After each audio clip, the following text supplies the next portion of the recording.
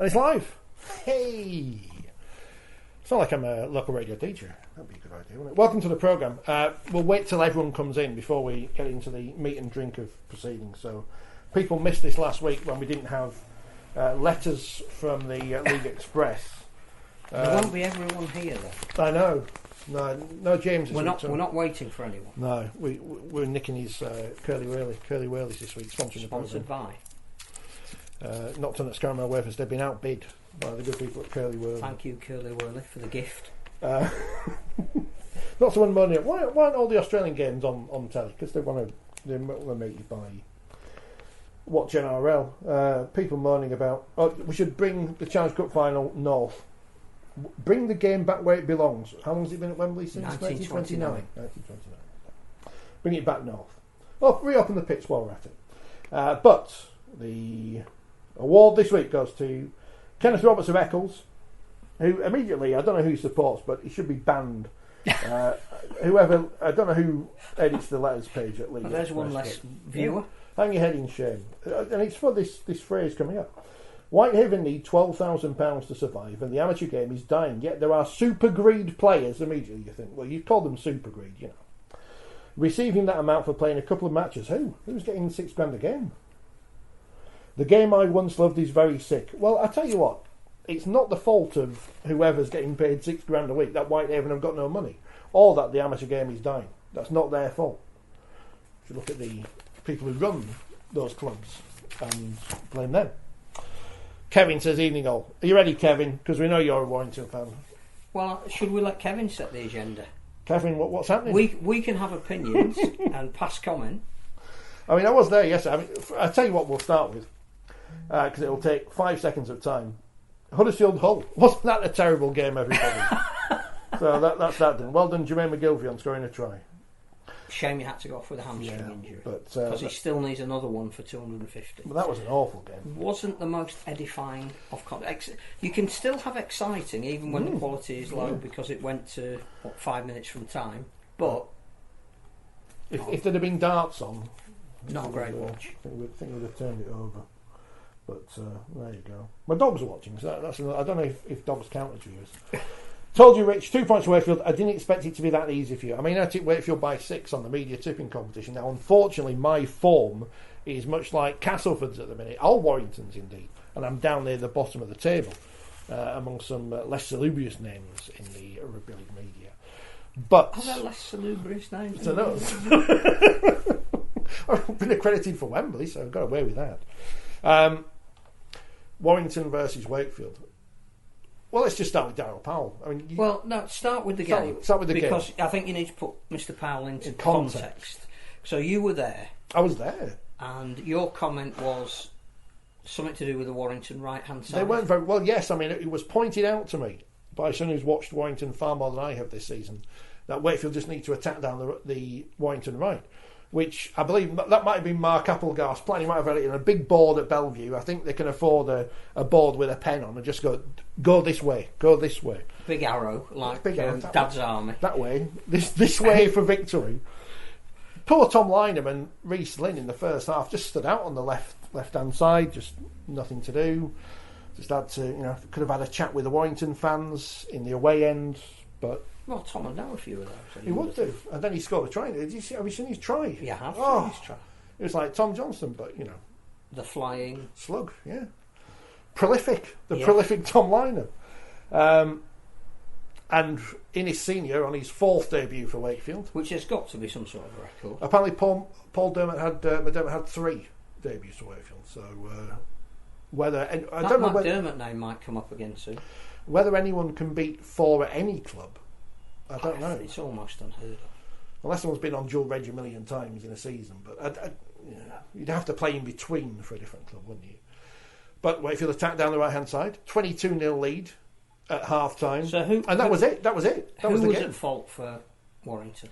Well, I mean, according to Matty Ashton, who was very vociferous on the other side of the pitch, wanting it to be shifted his way with a few expletives in there, the other side of the pitch. I think people who've seen the tries have said soft defending.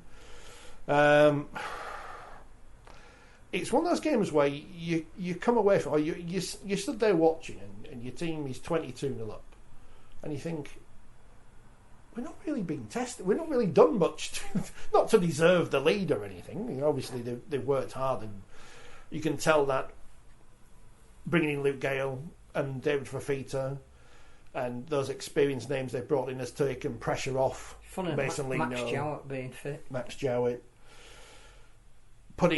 Taking pressure off a Mason Lino or Will Dagger or whoever's had to play at half-back. Shows you how bad the signing of Lee Gaskell was, I guess.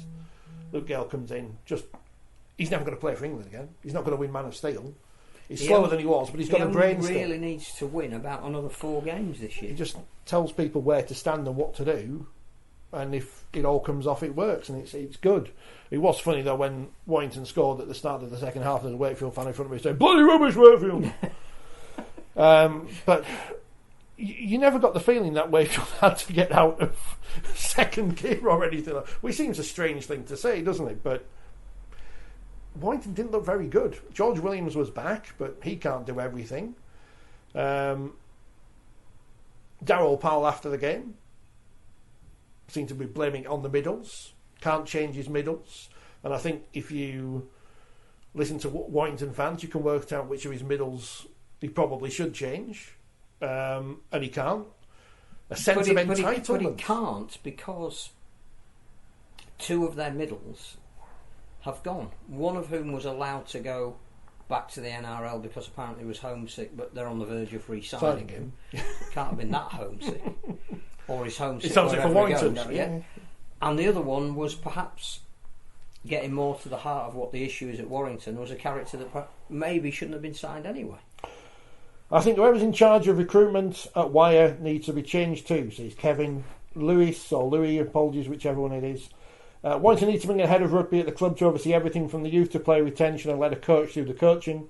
Chris supported Daryl, but the demolition yesterday made his sacking the right decision. Need a dictator type like a Ferguson, a Clough or a Shankly who control everything and strike the fear of going to owners and players. Who's the Rugby League version of Sir Alex Ferguson? Is it the guy you mentioned earlier? 2. There's one with the surname McDermott, which, universally will not be liked, but look at his record.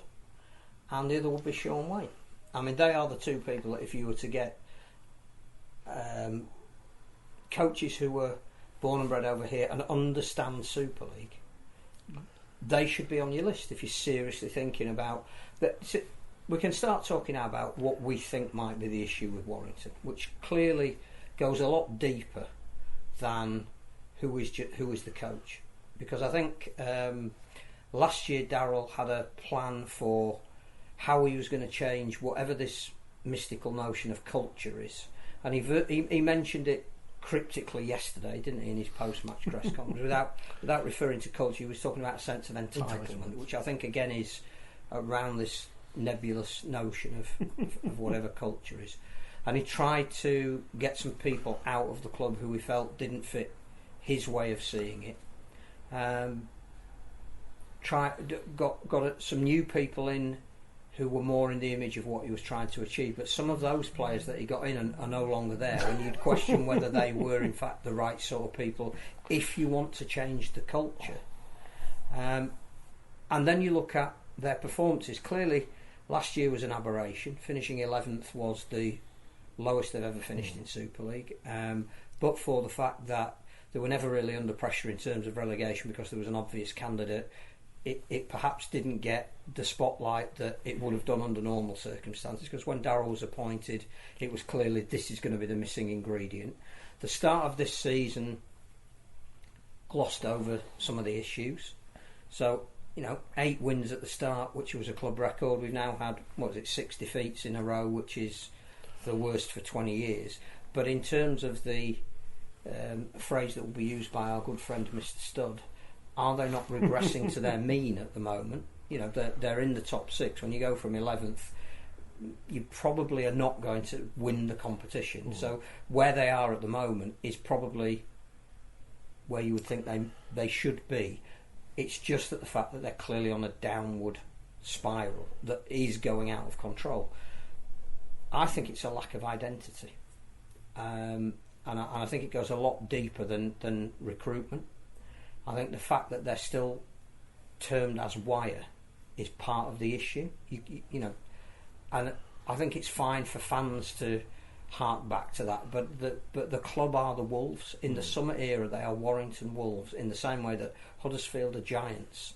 They're not Fartown. And if you are still, even if you got a badge with both names on, if you still got it on one of your stands, who are you? What are you in this modern era?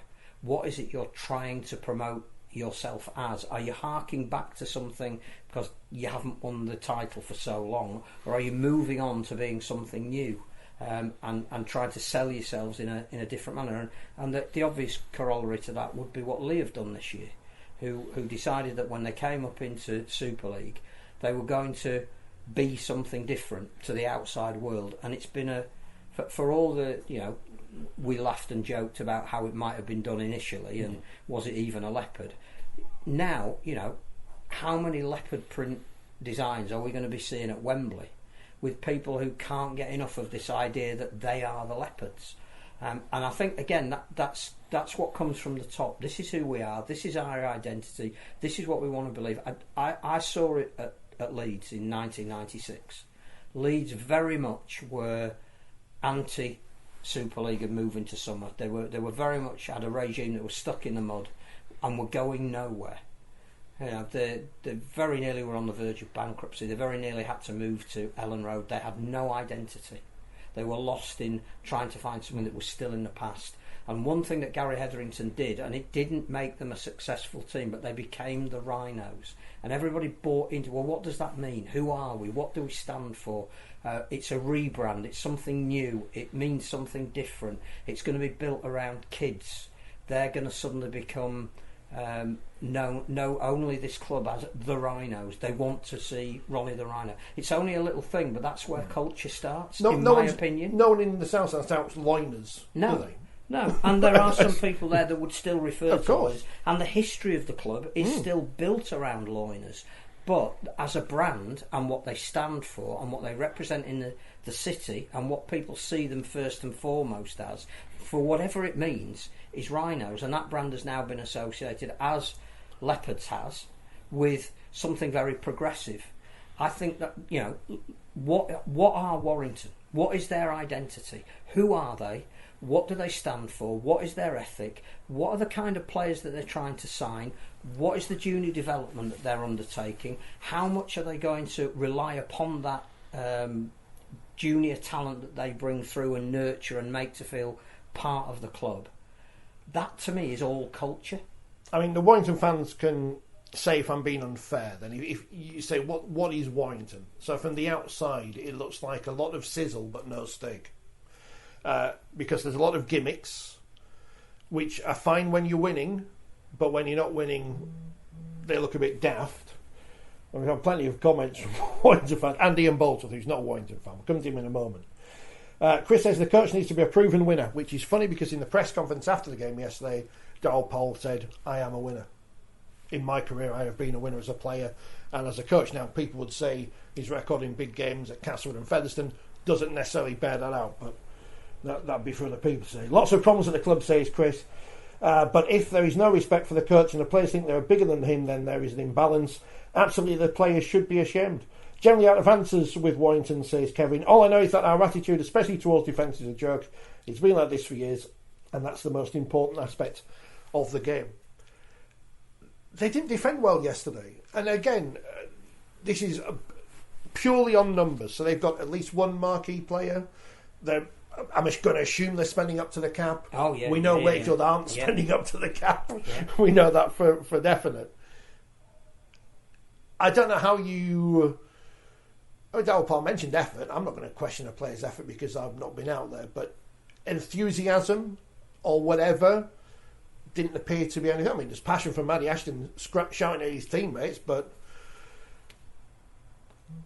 How do you turn that around? If the players are apathetic, which seems to be one of the if you're talking about recruitment and if you're talking about culture, then I think you've got to look at who they've recruited this year and say what kind of model are they trying to fit. So you look at a couple of those players that have come in from Australia. Why have they come in? Well, one of the reasons they've come in is because clearly their behaviour and attitude in Australia meant that their clubs wanted them to be released. Now, again, I think if you're trying to build a culture, you're trying to get those senior players to act as an influence on the younger ones in the group, you may be asking for a little bit of trouble there. That will only come home to roost if you get situations like today. I mean, people were saying at the start of the season that Paul Vaughan was the best overseas import. I think we were saying on here the other week that his form has tailed off a bit. But, why was he here in the first place? Why did Catalan deem that Gil Dodson and Sam Cassiano had outlived their usefulness to Catalan? Who are it? It's not as if they've gone from a top team to, say, a Wakefield. Then gone to another. They're not. We're not talking about their ability. Sam Cassiano's ability to release a ball in the tackle is among the best. It's up there with some of the great people we've seen. But why were they being released by Catalan, who have rebuilt their? I mean, that's another team that now know what their identity is, and it's taken a while to get there, and it involves some young French players who are gaining great experience and are going to be there for a long time. But they tend to sign the sort of players.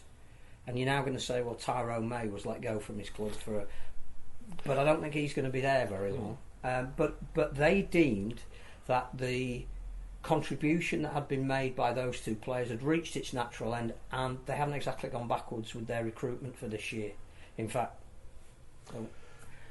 so you've got to look at the character of the people that you're buying, not just the ability of the people that you're buying. I don't think anybody's questioning the ability of Matt Duffy when he gets it right, but I think you'd go back to how many teams did he have in the NRL, and why did those teams that he was with, who acknowledged he had great talent, think that there was something missing in his makeup that they decided that they were going to dispense with them. So again, I'm not criticising them as their ability to play this sport. It's far in excess of anything we can bring to the table. But I'm talking about that combination of people and why they are on the market, and did too many of them gravitate towards Warrington? Kevin's mentioned panic buying, and this kind of leads on to something which happened last week. So we know they've lost Josh Maguire. So that must have taken some money off the salary cap. Was he a marquee player? I don't know. I don't think so. I suspect he may have. May have been. Because he was an Australian and Queensland international, so he wouldn't have been cheap. But again, he didn't have many options left in Australia. His bridges had been burnt. I'm sure they can fiddle around with their cap space. I'm assuming that Geordie Crowther coming in on whatever deal it is from Wakefield till the end of the season, because he's probably got a deal elsewhere for next. He's not taking up too much cap room if he was at Wakefield. No. Now, and if it's commensurate with the number of games that are left, it still won't be very much.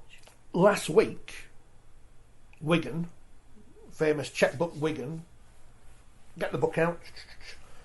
Please pay Salford Devils apparently £170,000 according to Kyle Amor on the telly. So I don't know where he got the number from. Someone must have told him. Why didn't Warrington go and sign Tyler Dupree? Young English player, talented, up and coming. They need middles. He's a middle. I mean, he might not want it. They might have tried. He might not want it to go there. I don't know. I'm just saying, it's interesting. I think there is a scarcity of talent in terms of,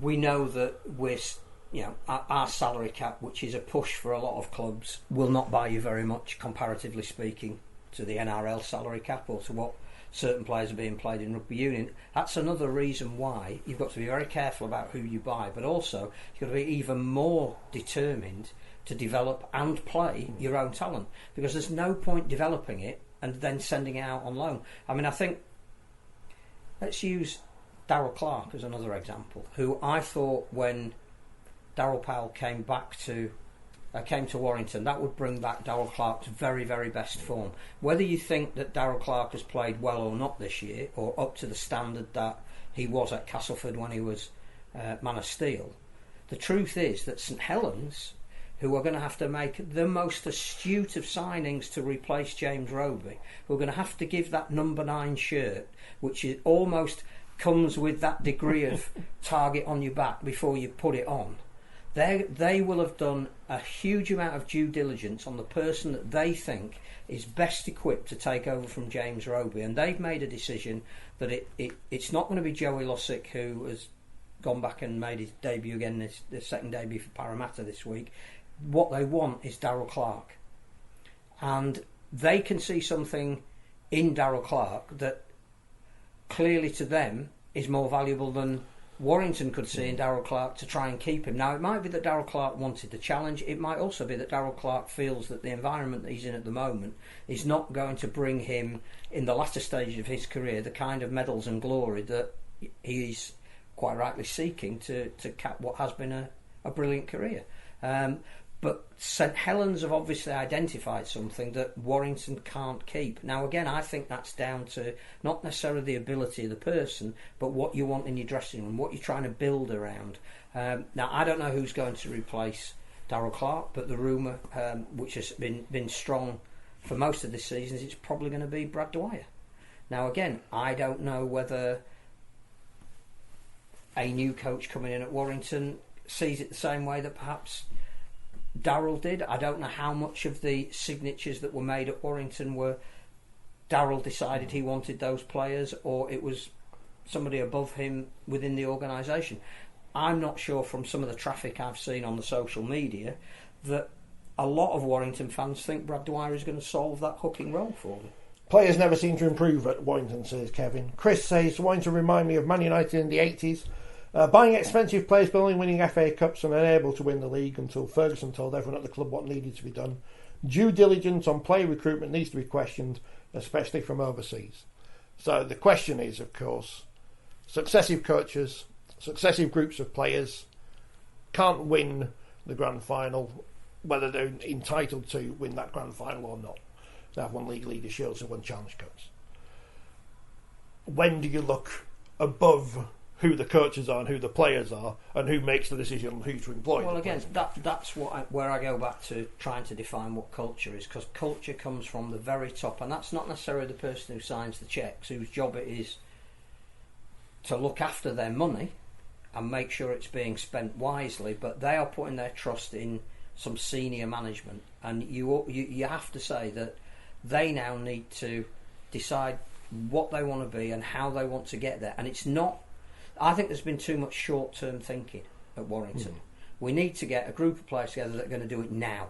We have to win it this year. Puts enormous pressure on those players, puts enormous weight of expectation on the fans, and you're not building anything. Your foundations are constantly on changing sand.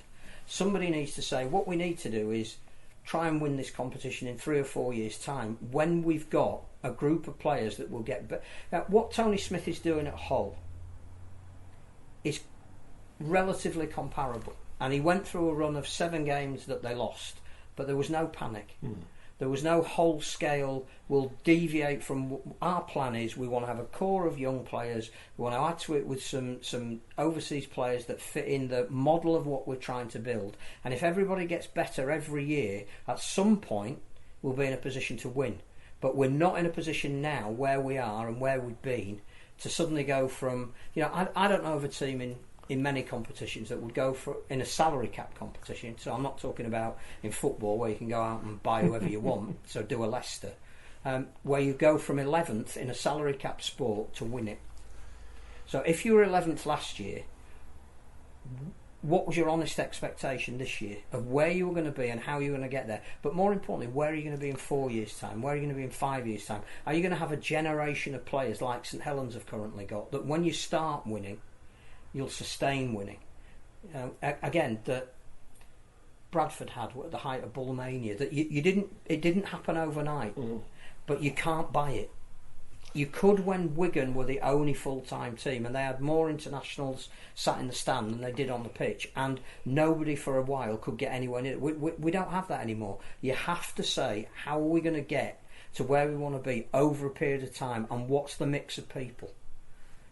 Toby King was in, he was out, he was happy, he wasn't happy, he was loaned out, he's going back. What does that say about the culture that's being built there? I am not sure. I suspect that it starts above the coach, and the appointment of the next coach will tell us something about whether any lessons have been learned. Just ask Kev, Chris, any other Warrington fans. Who do you think the coach should be? I mean, does it matter? I don't know. Who should it be and who will it be are two different things. Who is the other Tony Smith figure then? Because obviously Tony Smith's busy, he's not coming back. But again, it depends what you want to be, and or are they just? Or do they just want short-term success? Do they just want to win the Super League Grand Final, put the line under "It's always your year," and then just is that all they want to do? In which case, go out and get the best coach you can that will play you probably the most utilitarian type of rugby to win you a competition, but it won't solve your problem. Your problem is you need to build something that's sustainable, and you need to have buy-in, because some of the guys who are on the pitch were once on the terraces, and they feel whatever that Warrington, whatever it, Josh Thewlis, who has come through the amateur game in Warrington, understands why it's important for him to pull on that Warrington shirt. That's what you've got to harness. Not signing Australian players who were only ever going to play 3 games, even though they're big names. Because it doesn't get you anywhere. So do you go for... I mean, clearly everybody's talking about Justin Holbrook, and he understands the competition, and he knows what it would take, but he still needs to be given the raw material. And at St Helens had that core of junior players who were going to be influenced by somebody like Justin Holbrook to achieve their potential, and he added to them that was the core base ingredient. And he added to them people who could then elevate them to the next level. People like Jack Wellesby were already in that system. Who are the Warrington players that are in the system at the moment that you're going to build a team around? Nicholson, Walker, is that it? Nicholson, who came from Wigan. Walker came from Widnes. But that's been a long... But that's where you start. We're just finishing off a book with a well-known Rugby League player, should be out in September, who was involved in one of the teams we've already mentioned tonight, who did have some success, but it wasn't sustainable. And it wasn't sustainable because when you start reading what was in the dressing room at the time, it was a group of players who were good enough to go out and win something, but it wasn't a culture that was good enough to sustain that. And things like cup victories come with the luck of the draw. So you've still got to win it on the day, but you only have to win 4 games, and your route to the final is tailored for you. And sometimes you don't have to play all the big teams, or you only have to get up every four times and you've won a trophy.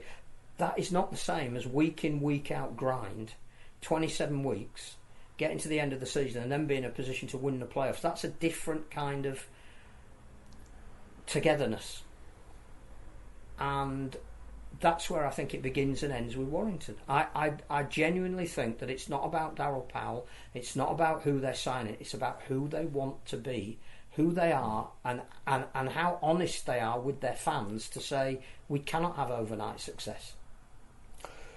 Louis, but again, we need to hear from people who support Warrington to say if this is nonsense or... Louis says when Tony Smith came in at the Y, he didn't buy loads of superstars. First thing he did was let players go who were not willing to step up to the plate. I like Daryl Powell, but his old school coaching upset players. Kevin says rumours today Justin Holbrook, but he's been lined up or linked rather with Newcastle Knights. Yeah, they've said that they're sticking with Adam O'Brien. So he's definitely if Holbrook was going to go, it would be as an assistant where Brian McDermott is. I mean, I think again, if they're going to be linked with, Flanagan, Seabold, whoever normally is rolled, somebody who is an assistant coach. All the people on the articles that were out when whoever the last Super League coach left, they've just taken off one name and added another one. If it was me, and again, we need to be told by the Warrington fans what they think. They may want Justin Holbrook. They may think because he's won things with St Helens, he's immediately come in with a winning formula, and that's going to work at Warrington. It's about the cattle that you've got. I would reinvent myself and do everything I can to not only give him the job, but give him the time and the desire to recruit in the manner that he wants to do the job. And I'd go and I'd spend the king's ransom on getting Lee Briers. Because I think he is Mr. Warrington. Chris says togetherness is a great way to describe what we are not. Badger, mushroom, says Powell was unfortunately just a fall guy. The ones who are making the signings and in turn setting the culture are the ones to blame and should be out of a job. Repeated failure. Kevin says feel sorry for the youngsters, threw in a losing team with a poor attitude and culture and wonder why they don't make it. Now, Daryl Powell had a bad day yesterday. I've had a bad day today because I'm about to join the cricket in England. Have won the pointless 5th test. But also having a bad day. Broad got the last wicket. You know what's strange? Fairy tale. What is really strange is I can't stand Stuart Broad. I've never met him.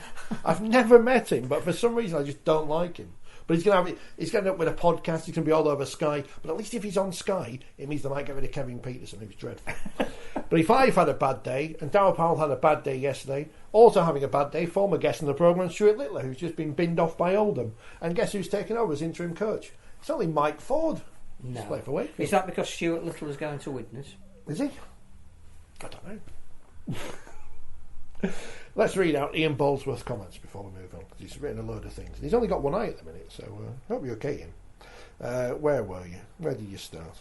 Here we go. Not a chance a dictator type will help. Prissy team of spoilt babies who will sulk under anyone should all be ashamed of themselves. It spread to the stands, though, in a reasonably small but very vocal minority. The entitlement is unbelievable from top to bottom at Warrington. Same with us at Saints, but we've trophies in stock. So he's just kicking you there. Never seen the sport get so overwhelmed by spectators who literally can't handle losing any games. Yeah, that's right. Holbrook told them to stop sulking and enjoy it. They did that. Really don't think the present Warrington team have the humility to do that. Pretty confident in 12 months' time, Lee will be equally spoilt by all the red carpets. Ian Boldsworth there. Hope you're alright, Ian, with your magnets. There's something else I was going to say about Warrington. What was interesting yesterday in the first half, for those who know the geography of Bellevue, flats at this end, north stand at that side, new stand on the east, open terracing on the west, just like at Leeds. And in the first half, Daryl Powell was sat in the porter cabins on the west stand and had to walk through the fans just before half time when they're 22-0 down. In the second half, he just stood on the touchline on the other side. What does Daryl Powell do next? Because obviously when he's at Castleford, his stock's really high. Now he's the jungle drums. Yeah, high profile failure. Are saying come back, and then we're into the realms of the relegation battle. And as we've been saying for the last 2 or 3 weeks, there is one team that has an optimism attached to it. There's one team that seems to have a pessimism attached to it, and there are some Castleford fans in their pessimistic mode who are saying, bring back Daryl and bring him back for the last 7 games of the season, because if we don't do something, we may be on that downward spiral. And the fact that Wakefield and Castleford have only won home games this year, and the big meeting between the two of them is at Wakefield, and now the points difference was virtually wiped out yesterday, then clearly Wakefield, you would think, are going into that game with the upper hand. Now that's, I think, disrespectful to Andy Last, who clearly has been appointed as the man to keep Castleford in Super League. I'm not sure Castleford could afford to pay him off even if they wanted to, and I'm not sure they could afford to pay what Daryl may well have been on at Warrington. So that's going to be a very interesting dynamic to see how that works out. He will get a job. I think I think there is definitely somebody who will say Daryl is exactly what we need, and I think his track record is sufficient for somebody to say, yeah, he can do it. He can take on that role for us. I suspect what the issue with what Warrington is will not reflect as badly as if Daryl was solely to blame for the position that they're in at the moment. Yeah. I think he's highlighted some things to themselves that they probably haven't wanted to address, and there were a couple of clips from his press conference where he was talking about entitlement, and I think he used the word bullshit because there was a lack of, being blooded on the nose and a lack of effort then when you've had that blow. I still think his core beliefs will benefit a team. Those beliefs clearly don't exist at Warrington at the moment. That's what they've got to look at. So yes, he will get another job. I'm not sure it's quite as simple as some of the Castleford fans think and maybe hope, that he will immediately go and be welcomed with open arms back at Cass. I'm not sure economically it's quite as simple as that. Ian's back. Don't like that a decent and honest bloke has lost his livelihood because his staff are bone idle. Louis, I think bringing Sean Wayne in to oversee the club and Breers underneath, learning from him, from another great, and then taking up the reins once Wayne has sorted out the processes from youth to first team. Is he going to... he won't leave Wigan. What was his role at Wigan?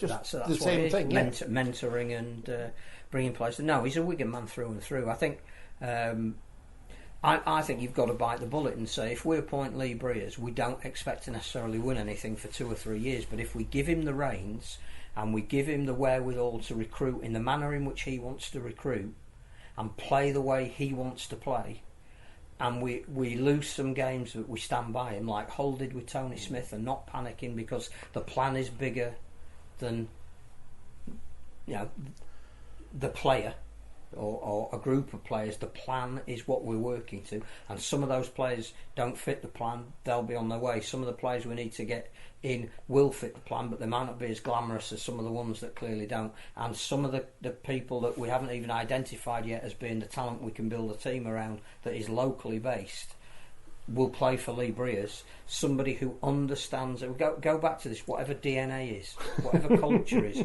whatever it is, Lee Breers has it because he is Warrington through and through. It would have hurt him enormously. Now, why would Brisbane let him go? Why would he want to leave Brisbane? He's having a whale of a time out there. They're joint top of the league. He's made an enormous difference. Why would he come back? Because I think the only thing that would bring him back would be the pull of Warrington, with the stipulation that he does the job his way for a certain period of time. And he has to be in charge. See, I don't think him working with somebody else is the answer. I think it has to be him. Doesn't have to be him. There may be other better candidates. I just think if you're trying to understand who you are, you go to somebody like an Adrian Morley or a Lee Breers, who, when Warrington were creating something, epitomised what they were and who they were. It's all very exciting, isn't it? What will happen at Warrington? And we'll still be here next year saying... Well, they've got to play Catalan this week. Yeah, as I think it was Chris pointed out, we'll probably nil them now. But I mean, now, here's the thing then. We go into Friday's game and we will see from the attitude of the players, especially those who weren't named, but it's obvious to work out who they are, and they may have already been named if you can read between the lines of what the coach says and what you can see with your own eyes. We'll see how they perform on Friday on the telly against the Catalans and say... If they get selected. If they get selected by the interim head coach people. Gary Chambers and Richard Marshall. Interesting times. The other thing with Warrington in terms of entitlement and stuff, and it's entitlement to a space in the first team, but why are... Other than spending money and winning a few Challenge Cups and the League Leaders Shield or whatever, which is no guarantee you can go on and win the grand final, why do we make a big thing about it being always their year? Because they haven't won it for so long, but they haven't had a period where they've lost a couple of grand finals that really they should have won. And I think, again, you look at that Tony Smith reign and you think that had it gone the right way in one of those 2 grand finals, he would still be there, maybe. He probably wouldn't have left, but whether he would still be there after this length of time. But something that he was putting in would have been a firmer foundation than what they've got at the moment. What I think will be really interesting on Friday will be the latitude, if any, that the crowd give the players. What was surprising yesterday at Bellevue was not the booing at half-time you expected that, but they were quiet throughout. I don't know if any of our Warrington correspondents were there yesterday, and I'm not saying this is a way for fans saying, "Oh, we'll sing a song for you" and all that kind of stuff. There was no chanting or anything, or getting behind the team, or no real jumping. I know they're in the open air, so it doesn't help. What's interesting about Daryl Powell going is, if there was going to be a scapegoat, he's now no longer there. So the focus won't be on Gary Chambers, it won't be on Richard Marshall, because they've only had a limited amount of time. It will fairly and squarely be on the players, and it'd be really interesting to see how the hardcore Warrington fans react to those players and how much leeway they give them if they don't perform to a manner in which their abilities would tell you they should. Having said that, Catalan are white hot at the moment, deservedly 4 points clear at the top. I'm playing a great brand of rugby. That I genuinely think that they're not the team you'd want to be playing this week. You may raise your game. I just think they're in such good form. Badger has thrown the name of Michael Monaghan into the frame. Chris says, I think it was a step up for Powell to go from Castle Warrington, brackets no offence, but now Warrington need to step up to get a standout coach to raise the bar, e.g. Holbrook, Wayne, etc. I don't think that's offensive to Cass. He would have had a lot more money to play with at Warrington, which in and of itself could be it's a different thing for a coach to have to deal with when you've got a limited amount of supplies and you have to work with what you've got. That might be easier in a sense than not unlimited budget, but you know. I'll tell you what I also find very odd. I look at somebody like Robbie Mulhern, who has been a standout for Lee this year. I know he's 28, but whatever Lee have done for Robbie Mulhern has turned him into the kind of player that I think as a junior people saw the potential in. That didn't happen at Warrington. You got to ask. You got to throw all that into the mix. You know, Ollie Holmes was only there for a year. He came from Castleford to be one of Daryl Powell's lieutenants, but clearly something didn't work. Either the environment at Warrington or whatever it might have been didn't suit him. But he's now at Wembley in a fortnight's time with Lee, and he seems to be running some fantastic lines off Lachlan Lamb at the moment. So again, it's not just the players they've got; it's the players that they had and they now haven't got, who, for whatever reason, and each one will probably be different, didn't feel enough at home at Warrington to be the success that they've gone on to be at other clubs. Kevin says Ben Curry just re-signed on decent money for 3 years on his day, decent but wrong attitude, no fighting him, so poor decision making again, panicked because other teams were supposedly interested. The Wire fans honestly wouldn't mind us getting beat as long as they put up a fight instead of playing touch rugby. What was interesting yesterday after the game, it was Inclusivity Day at Wakefield, so the women played first. We won't talk about that. Then they played. The PDRL team wandered around with their trophy, which is good. And after their match, they had a LDRL, LDSL, I can't remember which version it is, exhibition, which Warrington were one of the teams involved. Very impressed with one of the Warrington players. Didn't have names on, numbers on the back, as opposed to Sheffield and Wakefield had numbers on. But little lad, trying to shimmy past this other kid, it was brilliant. So get him in the first team because he had the right attitude. Some of the things that Warrington are doing around their foundation is absolutely commendable, but I think that's the attitude that needs to be taken into the first team. Interesting time. Have we saturated the Warrington? I think we possibly have, unless anyone comes up with anything else. And they've lost Georgia Sutherland this week to St Helens in the Women's League. Which that seems like a short-term signing. She won't be eligible for no, she's not. No.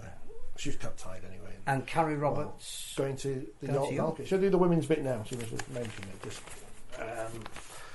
having watched the game were you there in time to watch the? I was. What did you make of it, York and Saints? A game of two halves. My simple analysis was Tara Jane Stanley wasn't good in the first half and York weren't good, and she was good in the second half and York were good. But that's too simple to explain what happened. All I can tell you is that Lindsay Anfield's face was like thunder at half time and beaming at the end. So maybe Warrington need Lindsay Anfield, or certainly could have done with her yesterday. Saints will be all right, and York will be all right. Again, the key is York virtually have won the league leadership. Yeah. Interesting what happens with Paige Travis following the tackle on Emma Kershaw, whether she gets a ban or not, with the two Leeds players banned for Wembley. But it is what it is. Good win for York. I think it was an entertaining game on the telly. It's all right. It was a high quality game, and I think again we know that any game at the moment between those top three teams, possibly Wigan, who are again going through a rebuilding phase. Yeah.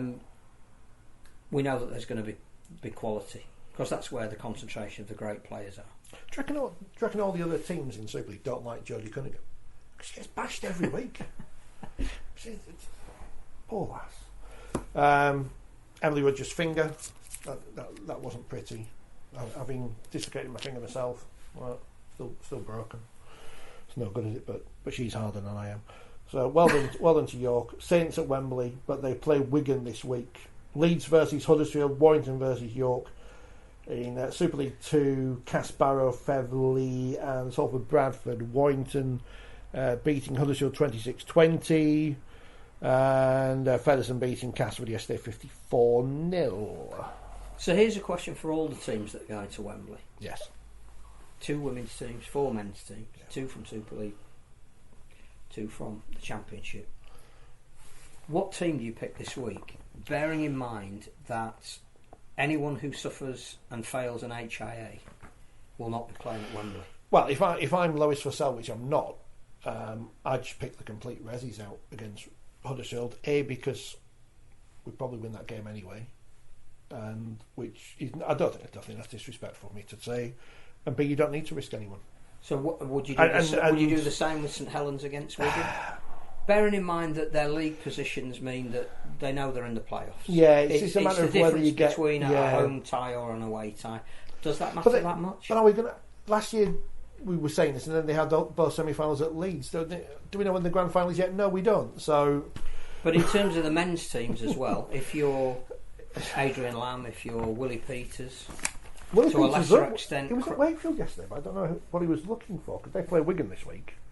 So it wasn't as if he was. I don't know if he was looking at players to sign for next year. It wouldn't be anyone from Warrington. So what? Lee have got Leeds on Letelli on Sunday, but only a very short turnaround to Wembley, 6 days. Well, again, but they haven't got a big squad, have they? That's the problem they've got. But is this where you sign a couple of players on loan this week, or they're not going to drop out of the top 6? You wouldn't think, would you?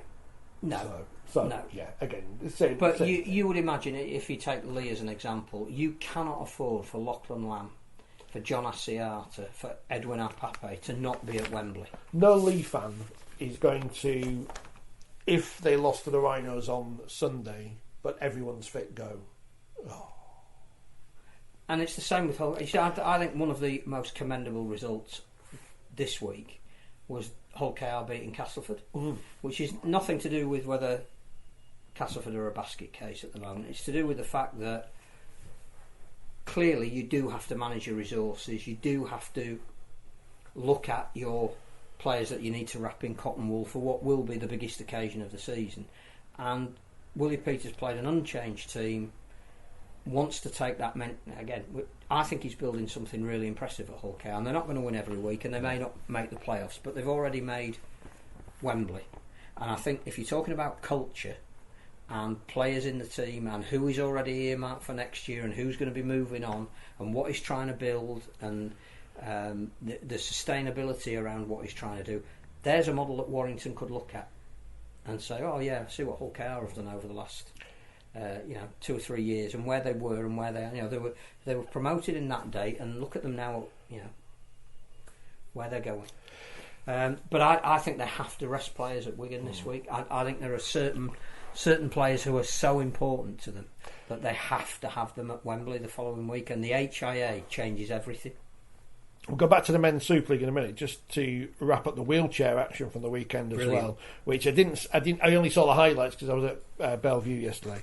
But London, they could be the ones who upset the Northern powerhouse in the wheelchair Super League at the moment. Semi-final. Going to be playing either Halifax or Wigan. They beat Halifax 40 points to 26. Halifax are the defending champions, of course. The other 2 results slightly more blowout. Wigan beaten Warrington 138-2. Interesting. I'm just reading the report in the paper.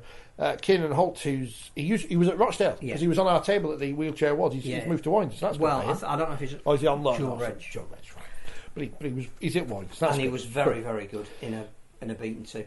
There's something that struck me about. I watched every minute of the wheelchair. I loved it. Yeah. We're passionate devotees anyway. So. I'm gutted I'm missing the final. I really am. Well, really again, that's a scheduling issue. Yeah. 2 things struck me is that not only is it a great sport, but it ain't half a great sport for social media, where we all talk about what we need to do as a sport to promote ourselves, and we don't do enough to find these little clips that go viral. There were 2 yesterday from the wheelchair that were absolutely immense. The first one was Tristan Norfolk's tackle on Tom Halliwell, which was ultimately futile because Leeds scored from the next play. Kelsey Gentles in the World Nines. Exactly, Kelsey Gentles, perfect comparison. But as a clip on social media, wonderful. Yeah. And the other one was Ryan King's try, which again, you know, I think it was said on commentary by our very good friend Mr. Wilson at the time, you know. I remember. Eat that, Tommy Makinson. It was on a par with, you know, how to keep your wheelchair almost on one wheel on its side. Use the corner flag to your advantage and get the ball down. But as a viral clip, you don't need to know either who the teams were or who won or where it was in the state of the game. You just go, I need to go and see that. That's brilliant. Wasn't a bad weekend for Wilson, was it? Women's Super League on Friday, Men's Super League Saturday, Wheelchair Super League Sunday. Women's Super League on Friday. Rushed down to Talk Sport to do Leeds and St Helens men. We kept his seat warm. There you go. Leeds beat Hull 120 points to 14. Jodie Boyd-Ward is coming on the show in a couple of weeks ahead of the final. Well, I've got a big question I need to ask her, which involves Amy Hardcastle, so you can probably work out what the question is going to be. Is it something to do with hair colour? Exactly. So we need to see if she's pulled rank on that. Amy Hardcastle was good on the telly on Friday. You obviously didn't see her, but with Kyle Amor for the women's game, Caitlin Beavy's in the commentary box. Leeds taking over everywhere. Just can't escape. I'm sure there's something else about the wheelchair game. Oh, when are the semi-finals? When are they? September. Oh, that's all right. So the only thing in August is the Challenge Cup final. There's going to be, I think, some trials games for women only. Right. So they still want to foster the idea that it's totally inclusive. And a shout out for Freya Levy, who was outstanding for London. Really, really, really impressive.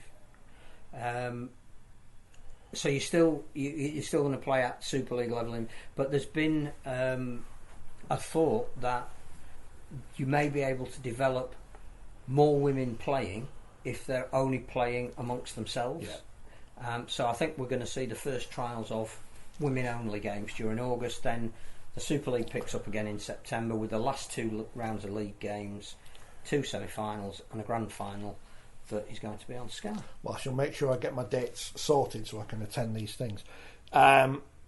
Welsh Wheelchair Super League starts this week. And the other thing I was going to say about it's a bit like the darts then, where you've got the World Championship with the PDC, the World Championship is open to everyone, and the Women's World Championship which is open to women. So it's interesting times. It's good. Comments on stuff. Let's have a look. Kevin, still on Warrington. Players seem to make stupid mistakes at Warrington, drop balls, etc. Basic stuff. It's interesting how that happens when you're losing, and you notice it more than. I was saying this to Dennis from the What Would Brian Bevan Say podcast yesterday. Wait for the 22-0 up and try and stuff. If it doesn't work, you're not bothered because they're not 22-0 up. How long's their podcast going to be this week?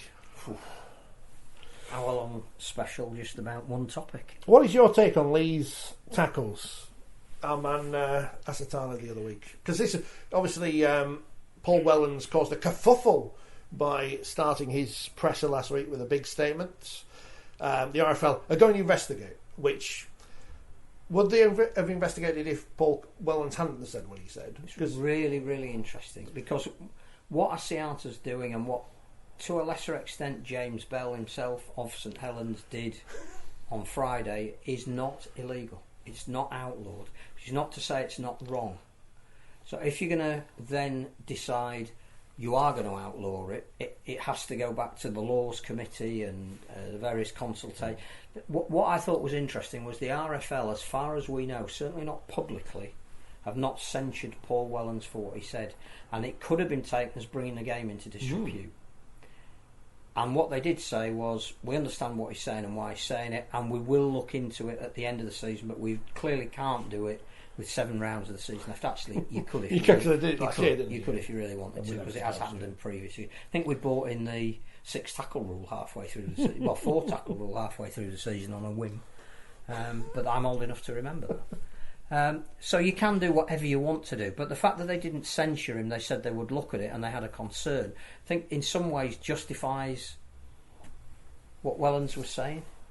I am convinced that players are not coached to do that, And you would also say that the way Asiata does it, he's putting himself at more risk than some of the players. And it's not maybe just him targeting low. It's at the same time he doesn't know that there's somebody coming in high or to the side who are also not doing anything illegal, but the combined effect of those people against an anchored player is causing an injury. But if they're not doing anything wrong under the way the laws are currently written, there isn't a lot you can do about it. But that'll change. I'm not going back and watching every single tackle on people have edited out carefully of. I haven't got the time. Well, I've got the time, but I also thought that what Paul Whelan said, there was a difference of opinion on social media. Some said eyes wide open in the headlights. I was in the school that thought what he said was calculated and measured. Well, he made it as a statement, didn't he? Yes. It wasn't someone saying, "What are you making those tackles, Paul?" No. Badger is a fan of the Leeds wheelchair kicking game. That's the message he says. You can't say that's the tweet anymore because it's X, isn't it? So it was bang on again yesterday. But that Collins-Halliwell link is almost telepathic. Looking forward to it. Do you see that? Don't want to keep going back to Warrington. There's another example. Leeds Rhinos wheelchair, with the same core of 5 or 6 people, were losing 100-0 3 or 4 years ago, but they had a plan. They knew how they wanted to play it. They wanted to work hard to improve. Those 5 or 6 people have won all of the trophies that club has won and are still the team to beat. Now they're going to have an issue, as the men's running team did, as Saints will have to a lesser extent. When those players start to retire, how do you replace them? But already this year, Nathan Mulhall is looking like a very good replacement for James Simpson. Not in terms of style of play, they're very different, but in terms of team first, changing what they thought was the way the game was played to the Leeds wheelchair way of doing it, which is still James Simpson. Makes perfect sense that he's taken that DNA into the coaching. So the other example in that kind of progression would be Casford women going from losing lots of games to then winning the League Leader Shield, and then that continuing elsewhere, in a sense. Badger says, "Did I see Saints are forming a wheelchair team?" They are. I mean, Ian, you should go play for them. I think they're reforming, aren't they? I think they used to have one, but they're doing it properly now under that St Helens Super League banner, which is brilliant, absolutely brilliant. As we keep saying, every team should have one. No reason why not. It was interesting to note Phil Roberts, guest on the programme last year when we were at Ashton Library, I think it was in Wigan, with Vossi. Wasn't too impressed with having to play at 10:30 in the morning, they and Warrington having to go down to Medway, which is I think a fair criticism, especially as non-paid athletes, but don't have any problem with that kind of opinion being expressed. It was also on the Sportsman, and I think again we look at sometimes the times and dates the games are played, and it is down to your broadcast partner, and the Sportsman coverage was fantastic as well. I don't think that was a whinge for the sake of having a whinge. No, I think he's perfectly entitled. Here's the podcast news. Remember when we used to get the Man of Steel points through, and that was a thing. Now it's just podcast because we don't get any. Did they do anything with the Steve Prescott Man of Steel things? They announce it every now and again, but there's no specific time or. Well, we're down to number 18 in Spain. In Spain? I mean, my mate's in Spain. I should get him to just download the podcast while he's there. He was. They did him out of some internet. We've got up to 101 in Canada. We were we were high in Britain this week, but I can't get their website to work properly to tell me where we are in Turkey. Turkey and Mexico. Turkey and Mexico. That's the only ones we're bothered about. Do they sell curly whirlies in Mexico? We're below out of our league again this week, so we need to nobble Kyle Amor because he's on that now, isn't he? He can't escape from Kyle Amor. It's getting worse than Danica. Did you see her wearing a hat on the telly? She got the bucket hat out. Blue hat. Number 1 in Mexico. Number 2 in Turkey. Get back out of our league. Where are you? Nowhere. If anyone actually cares. Ian can only play on the right hand side at the moment. Well, that's right, you could play for Warrington. Sign you up. Elsewhere in the Men's Super League this week, We mentioned Huddersfield Hull. We're not going to mention that again. Hull care, as you say, it's a tough watch, wasn't it? It was. I was really looking forward to that game as a complete neutral. Yeah. Thought, Thursday night. I've missed a couple of Thursday night games because of the schedule. We haven't had them. Great. I don't have nothing else on. A dog in the fight. No. Oh, I better go and get some snooker on. Another curly whirly. Snooker. Hull KR beating Cass and mentioned. Another good win for Hull KR. Disappointing for Cass. Another second half fade out, which I think now it's becoming too frequent. The one thing I would say about Castleford's recruitment, and again, it's nothing to do with the people involved. You would not turn down the opportunity to come to play in Super League, but I think it's stretching a point, and they'll probably be brilliant next week, to get a player from Lebanon, a player from PNG, and a player from Greece, who have not played much, if any, NRL, who are all mid to late 20s, and some of the Cass fans that were there at Hull KR may well say that Billy the Greek had an impact off the bench. I think it's putting a huge amount of pressure on those players to expect them to turn the fortunes of a team round in a competition that they have no experience of, and also in key pivotal positions, particularly Liam Horn, who's a hooker. I hope he goes really well, but I worry that if Castleford are now fishing in the Queensland Cup and the New South Wales Cup, and they're saying that's comparable to Super League, I don't think it is. I think you are cutting your cloth according to your means. That to me smacks of a bit of desperation. Les is representing Netherlands. Well, there isn't a Netherlands chart on my list, so tell all your friends, just download it. Could he move to Turkey? Yeah, download the podcast, delete it afterwards. Doesn't matter as long as you download it. We'll game the Apple charts. Amsterdam Cobras this year, today's champs, beating the Zwolle Wolves, as Badger mentions. The Wolves losing in a final, never. Continues. Kevin asks, "I'll wait for going to catch Castleford, possibly." I suspect they will. We'll find out, won't we, in a couple of weeks' time. And the great thing for Wakefield is now, of course, they've overtaken London Scholars in terms of points scored. So well done, Wakefield. Finally. I mean, it's an interesting week. They go to Hull, who weren't, and Tony Smith was acknowledged didn't play particularly well, but can't win away, as you say. So, but have beaten Hull in some games recently, mainly at Wakefield. Castleford have got Huddersfield again, who Radio Leeds commentator is going to be on. Oh dear me, I don't know who's doing that one, but good luck to you. Good luck. Castleford really have to win that game. Yeah. Because it is home form, I think, that's going to determine which of the two go down, and they cannot pass up the opportunity to beat the team that is just above them, albeit there's 8 points difference, which could be 10 if Huddersfield were to win their game in hand. But that you've got to put down as a winnable game at home. Wigan beating Lee on the telly on Saturday. I know we haven't mentioned the Saints, we'll come back to those in a moment. Well, we kind of mentioned this in passing, haven't we, with Lee going into the Challenge Cup. We mentioned this week, if they lost against Leeds, if you're a Lee fan, but did get no injuries, you're probably not bothered. I know you want to beat Wigan, but at the moment, Lee is 6 points clear of Salford in 7th, and they are not going to worry if they drop another 2 points this week. I suspect again that it was the 2 tries just before half time that turned that game. They get brilliant from Abbas Miski for the try that he scored in the corner that he should never have got this down. Is every and I week. Still don't know. No, every week we come into Rugby League, we watch these guys. No idea, not a clue.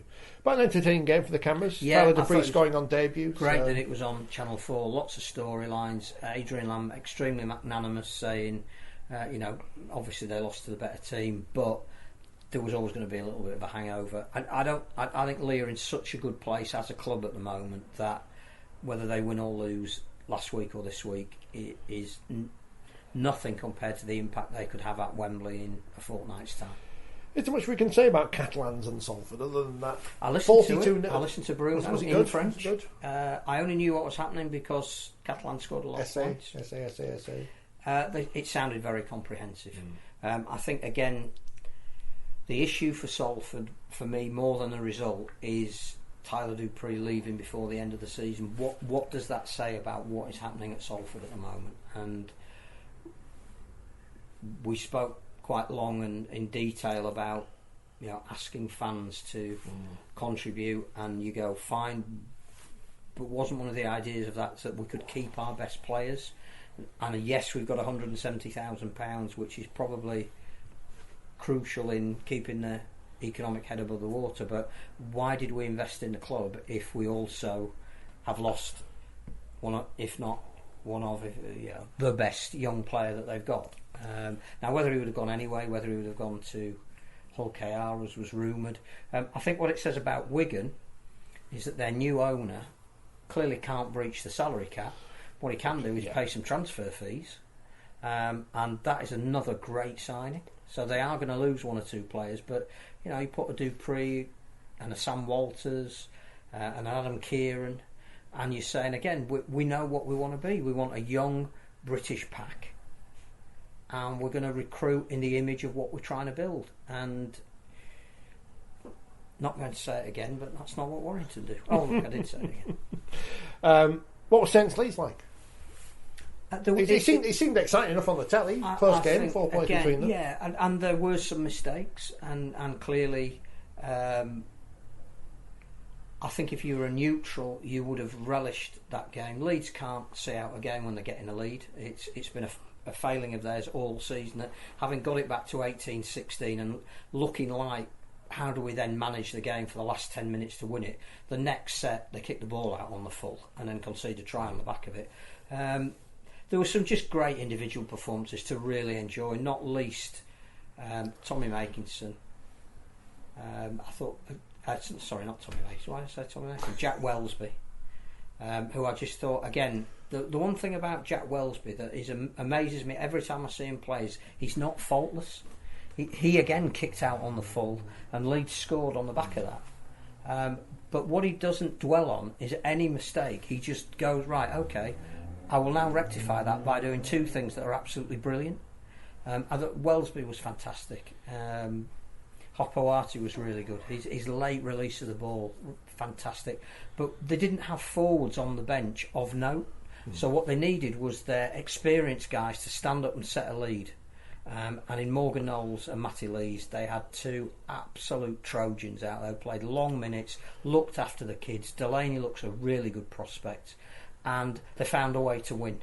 They're going to need to do more than that over the next 7 weeks if they're going to make it 5. But that was impressive. Leeds again, Nanny MacDonald, didn't deserve to be on a losing side, but made far more metres than anybody else in the game on either side.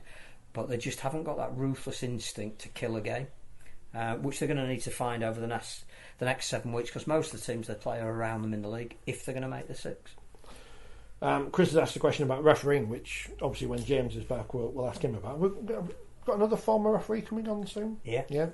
About getting recently retired referees in to do the video refereeing when we've got them at all games. If we get them all. Games. There is a major cost consideration for that, which we just do not have at the moment. No, unless we get a bucket out too. So crowdfund video referees. Well, again, we need to know what's happening. Well, we don't. The clubs need to know what's happening with the television deal. And again, it's being announced. There is no announcement. What was the phrase Tony Sutton used on Radio Manchester to describe Channel 4 and Viaplay? Widening the broadcasting something. I think you can forget Viaplay. I thought that was fair enough on Channel 4's case. The thing about Channel 4 is they are totally reliant on Sky releasing games. So it's that deal with Sky that you need to, or whoever, and I think it will be Sky. I genuinely don't think there's too many other players in the market. But you have to get that bottomed out to then know what you can have on Channel 4 and Our League and however else you're going to stream them. The deal with Viaplay was never widening any kind of broadcasting. Not when it's a subscription. Because it was completely going to be bought by people who watched the Championship. The Channel 4 in the same way as it was before, right. But not Viaplay, especially when we already know they're not renewing next year. No. Before we get on to the rest of the stuff, when is the big game, says Kevin? 18th of August. because moved to Friday, hasn't it? Exactly, because I had arranged to have the Sunday off to go to that game, but then they moved it, so I changed my dates to Friday. Then they put the Wheelchair Challenge Cup final on the Sunday where I'm not working.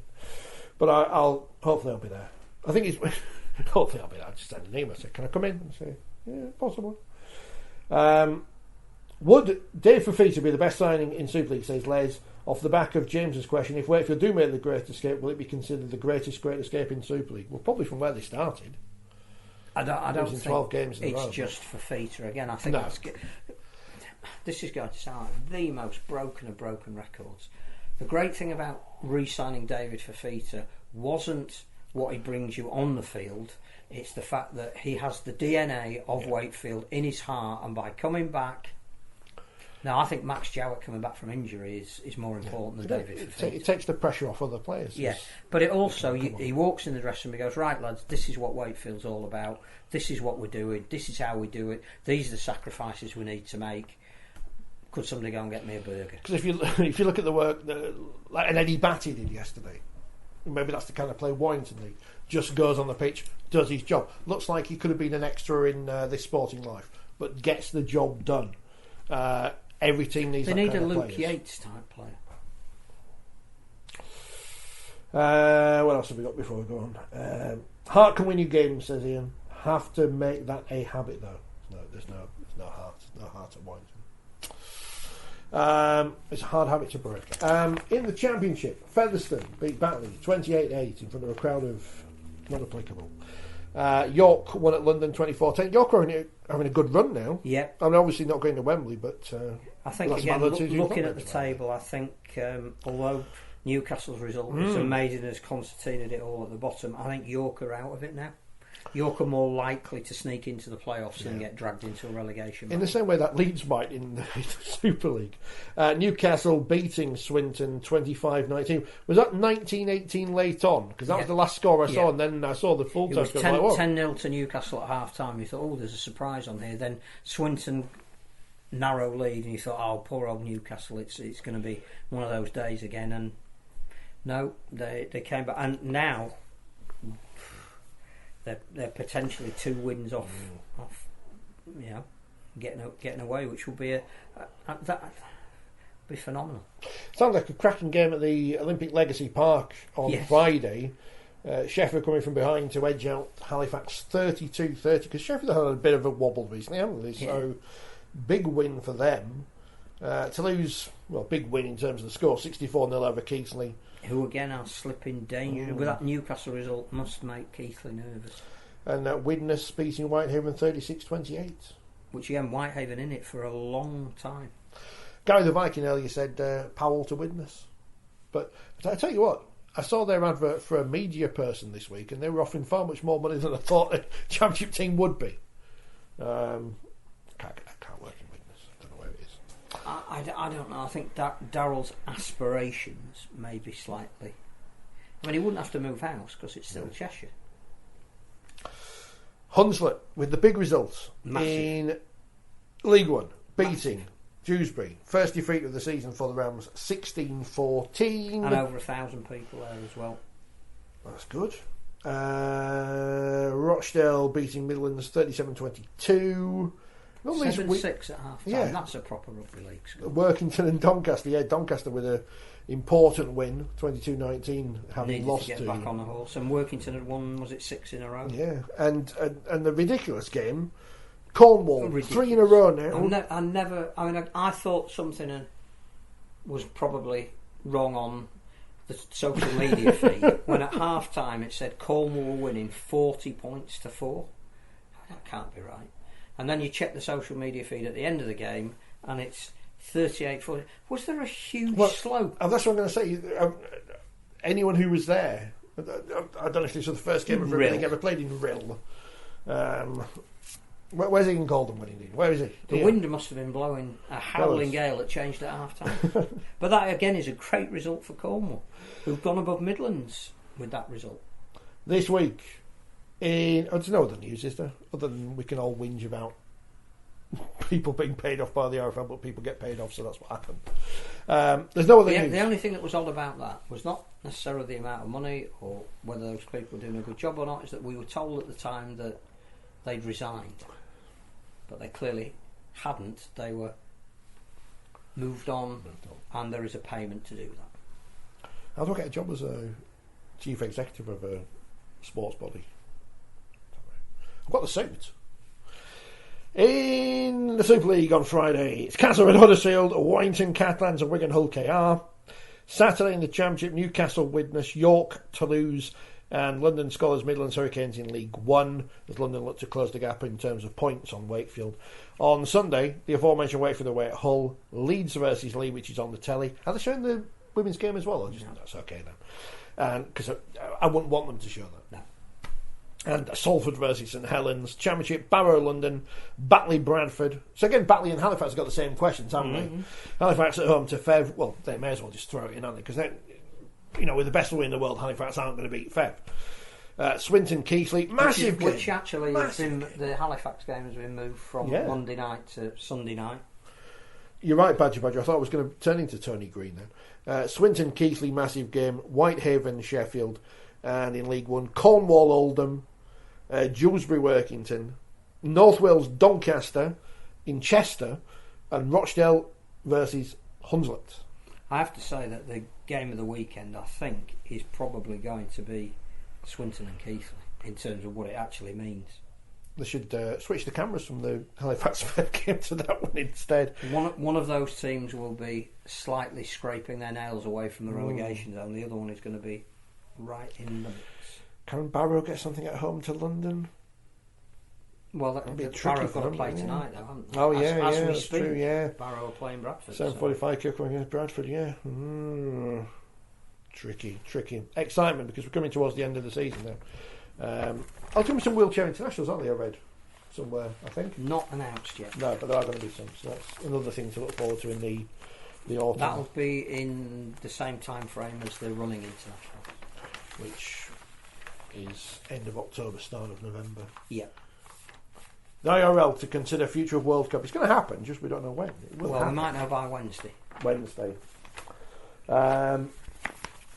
Nothing else. That's it. We'll be back on Monday. Wembley week. We were excited, weren't we? More predictions. Have our raffles. Yeah, more predictions. Rosettes. Community singing. I think I've got a rosette somewhere. Yeah. Bring that back. We don't know who the entertainment is yet at Wembley, do we? On in the actual stadium. I think the speaker is giving up the cup, isn't he? Is he? I think. All right. I should say congratulations to Trevor Hunt, because we like him. Well, not until not until the end of the beginning of next year, and he's got to get voted in. Oh right, so he's not going to be able to say anything on Radio Manchester now, is he? He might upset someone. Dear me. Well, there's no point in criticising the RFL because people say, "Get in there and do it." It's one of us. It's one of ours. That's good. Did Carl Hall give the chains back eventually? Must have. Hope he polished it. I'll ask him. So we'll be back next week with more excitement and drama as we build up for Wembley. We will save Mr. Child his curly. Yes. I think I'm going to eat not mine. Knocked it over. Only 98 calories apparently. They're a lot smaller than they used to be, aren't they? Yeah. That's what they all say.